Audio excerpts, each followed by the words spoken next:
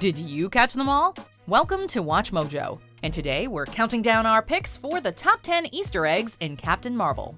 Before we begin, we publish new content every day, so be sure to subscribe to our channel and ring the bell to get notified about our latest videos. For this list, we're taking a look at the Easter eggs scattered throughout the 2019 MCU film Captain Marvel. As is to be expected, a spoiler alert is now in effect. Number 10. The Aces aircraft. Lawson is not cuckoo. She's Kree. Well, she's dead. What? She crashed the Aces aircraft during an unauthorized test flight. In a nod to the Ultimate Marvel Universe, Dr. Wendy Lawson, also known as Mar-Vell, is revealed to be working on an advanced faster-than-light aircraft, otherwise known as the Aces. This Easter egg likely flew over the heads of casual fans, but die-hard Marvelites recognized it for what it was: a shout-out to the Ultimate Universe version of Mar-Vell. In that universe, Mar-Vell travels to Earth and helps S.H.I.E.L.D. engineers develop a new form of interstellar transportation known as, you guessed it, the Aces. Along the way, Mar-Vell, disguised as Dr. Philip Lawson, meets Carol Danvers, who serves as the project's head of security. Your blood. It's blue. Yeah, but how's my hair? Number 9. Project Pegasus. In the opening scene of 2012's The Avengers, we get a glimpse of Project Pegasus, the S.H.I.E.L.D. project meant to study and harness the power of the Tesseract. Well, as it turns out, the Space Stone had been there for quite some time. In Captain Marvel, it's revealed that Carol Danvers and Dr. Wendy Lawson were experimenting with the Tesseract in an attempt to develop faster-than-light space travel. The name of this secret initiative? Project Pegasus. By revealing the history of Project Pegasus, fans caught a glimpse of what had previously been considered an unknown period of the Tesseract's time on Earth. I have an audio recording from Pegasus of your voice from a plane crash 6 years ago. Number 8. Binary Shoutout.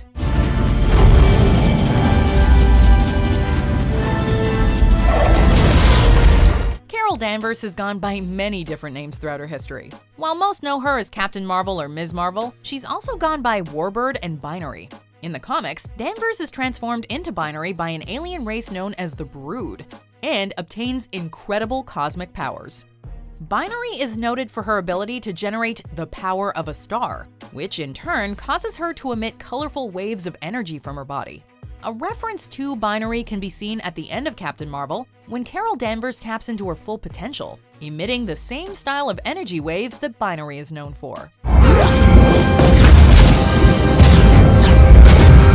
Number 7. Monica's nickname.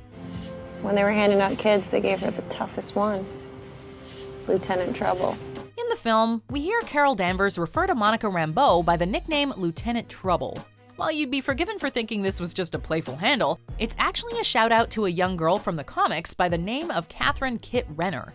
Renner is a Captain Marvel superfan, going so far as to dress up like her hero and ultimately to befriend her. In return, Captain Marvel bestows upon her the nickname Lieutenant Trouble.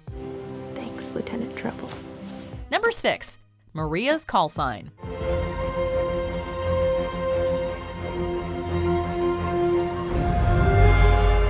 What kind of cinematic fighter pilots would Carol Danvers and Maria Rambeau be if they didn't have awesome call signs to match their badass profession? While Danvers is known as Avenger, Rambeau is known as Photon. Fans of the comics will be quick to point out that this is an allusion to Maria's daughter Monica, who assumes the identity of Photon in the comics after giving up the mantle of Captain Marvel. It remains a mystery as to whether or not we'll ever see an on-screen iteration of this character in a future MCU film. In the present day of the MCU, Monica is probably in her mid-30s. The perfect time to become a superhero if you ask us. Number 5. Protector. In the final scene of Captain Marvel, we see Nick Fury typing up plans for something called the Protector Initiative. However, upon seeing a picture of Carol Danvers inside her fighter jet, with her call sign Avenger written across the side, he decides to change the title of this mystery project to the Avenger Initiative. Obviously, this is primarily a reference to Marvel's most well-known group of remarkable people, but it's also a subtle nod to another Kree superhero from the comics.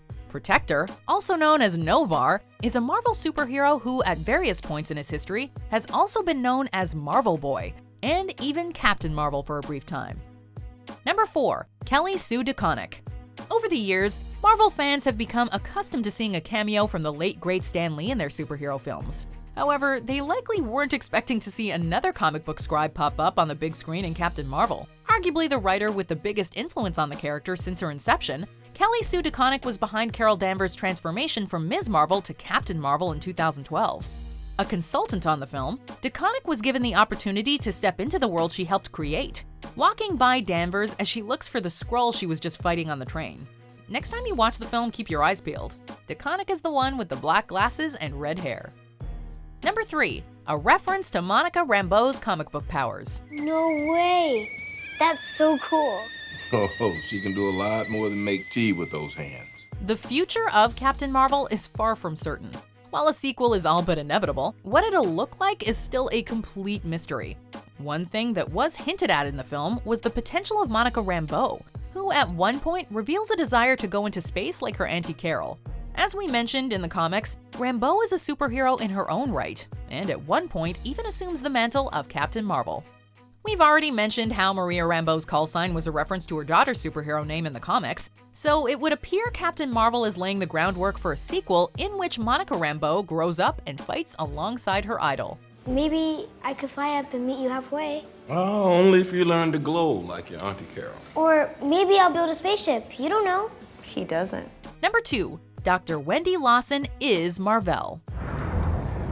Wilson was an undercover Kree operative named Mar-Vell.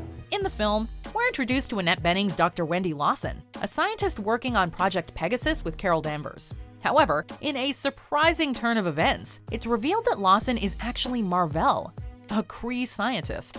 Fans of the comics will recognize that Mar-Vell's alter ego is actually an allusion to the fact that the character was originally a man. In the comics, Mar-Vell's human alias is Dr. Walter Lawson. So, the moment Dr. Wendy Lawson was introduced, a portion of the audience no doubt knew where the film was headed. You sure that's what Marvel would want? Mar-Vell. That's what I said. It's 2 words. Mar-Vell. Mar-Vell. Marvel sounds a lot better, you know, like the Marvelettes. Number 1. Captain Marvel's original costume. I can't wear these Kree colors anymore. At one point in the film, Carol, with the help of Monica Rambeau, debates the color scheme of her Captain Marvel costume. She runs through a few color combinations before settling on the iconic blue, red, and gold we all know and love. However, the color schemes briefly on display are actually Easter eggs. The green and white design is a reference to the character's original costume, first seen in 1967's Marvel Superheroes number 12. Well, since we're on the same team,